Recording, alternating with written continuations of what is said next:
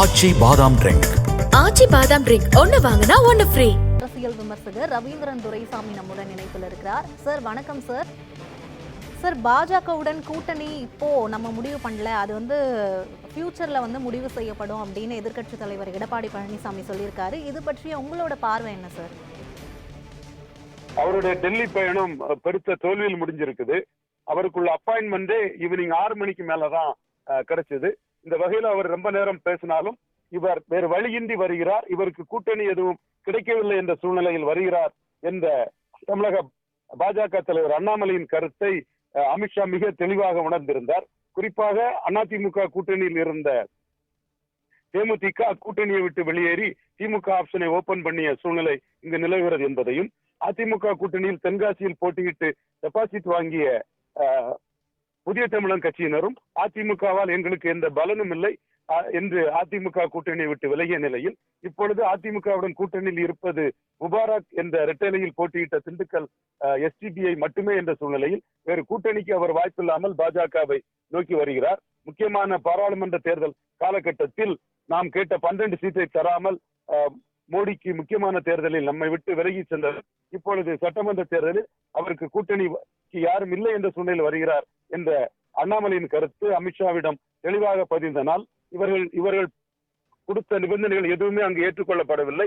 வேறு வழியின்றி வெளியே வந்திருப்பது மட்டுமல்லாமல் அமித்ஷா அவர்கள் என்டிஏ அரசு என்று கூறியதும் யார் முதலமைச்சர் என்று கூறாத சூழ்நிலையில் அரசியல் அங்கு பேசவில்லை என்ற ஒரு கருத்தை எடப்பாடி பழனிசாமி கூறியிருக்கிறார். அதற்கு காரணம் அந்த கூட்டம் அங்கு நடந்து கொண்டிருக்கும் போதே தமிழக பாஜக தலைவர் அண்ணாமலை தெளிவாக இங்கு 5 முனை போட்டி நடக்கிறது என்று கூறியதோடு மட்டுமல்லாமல் விக்கிரவாண்டி ஈரோடு களம், அதாவது இடைத்தேர்தலை குறிப்பிட்டு இடைத்தேர்தலில் போட்டியிட்டு சீமான் அண்ணன் வளர்ந்திருக்கிறார் என்று அவர்கள் போட்டியிடாமல் எடப்பாடி பழனிசாமி ஒதுங்கிவிட்டார் என்பதை ஒரு ஊமக்குத்தாக குத்தி பேசக்கூடிய ஒரு சூழ்நிலையும் இவர் எடப்பாடி பழனிசாமி அவர்கள் உணர்ந்த சூழ்நிலையில் அரசியல் பேசவில்லை என்று கூறியிருக்கிறார்.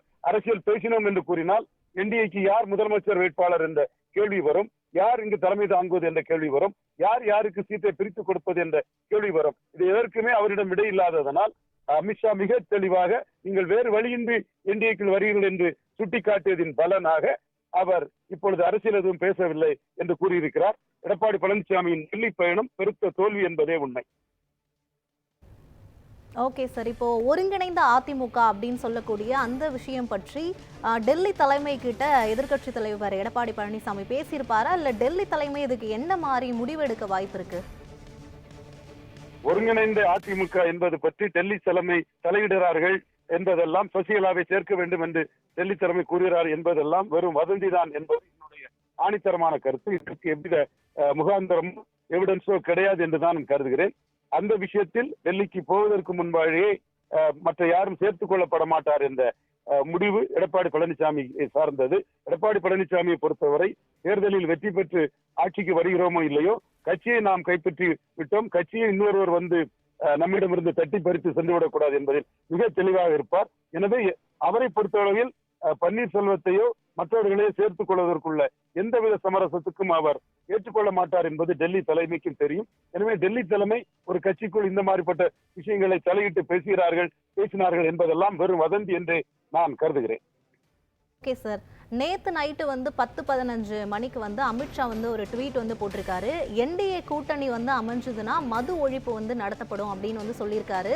இன்னைக்கு மது பிரச்சனை பத்தி தான் நாங்க பேசியிருக்கோம் அப்படின்னு சொல்லும் போது, அப்ப இங்க ஒரு கூட்டணி அமையறதுக்கான வாய்ப்பு இருக்கா சார்? அதாவது மது ஒழியும் சொல்லுது அதிமுகவின் சேர்த்து தான் அடிக்கிறாரு, ஊழல் ஒழிங்கிறது அதிமுகவின் சேர்த்து தான் அடிக்கிறாரு. இது எடப்பாடி பழனிசாமியோட ஷார்ப் பிரெயின்ல உரைச்சதுனாலதான் நம்மளை அடிச்சுட்டாரு, கூட்டி வச்சுக்கிட்டு ஊழலையும் இதையும் ஒழிப்போம்னா அதிமுகவையும் எதிர்த்துதான் அவர் நிற்கிறாரு. அதிமுகவுக்கு ஆதரவா எடப்பாடிய தலைமை சேர்ந்தால் சீமான் போன்றவர்களே, அதுவும் தெள்ள தெளிவா எடப்பாடியை வச்சுக்கிட்டு எப்படி ஊழலை ஒழிக்க முடியும், எடப்பாடி வச்சுட்டு எப்படி மது ஒழிக்க முடியும் என்று கேட்டு அதிமுக என்டிஏ எடுத்த 18% வாக்கில் பெரும்பகுதியை எடுத்து விடுவார்கள் என்பது அமித்ஷாவுக்கு நன்றாக தெரியும். அதைவிட மிக நுணுக்கமாக அண்ணாமலைக்கு தெரியும். சோ இந்த மது ஒழிப்பு ஊழல் ஒழிப்பு என்பது எடப்பாடி பழனிசாமியை சேர்த்து என்பதை புரிந்து கொண்டு எடப்பாடி பழனிசாமி அங்கு அரசியல் பேசவில்லை என்று அமித்ஷாவின் ட்வீட்டுக்கு தான், அதாவது எக்ஸலத்தில் உள்ள அவருடைய பதிவுக்கு தான் இந்த பதிலை கூறியுள்ளார். நேரலையில் உங்களுடைய கருத்துக்களை பதிவு பண்ணதுக்கு நன்றி சார்.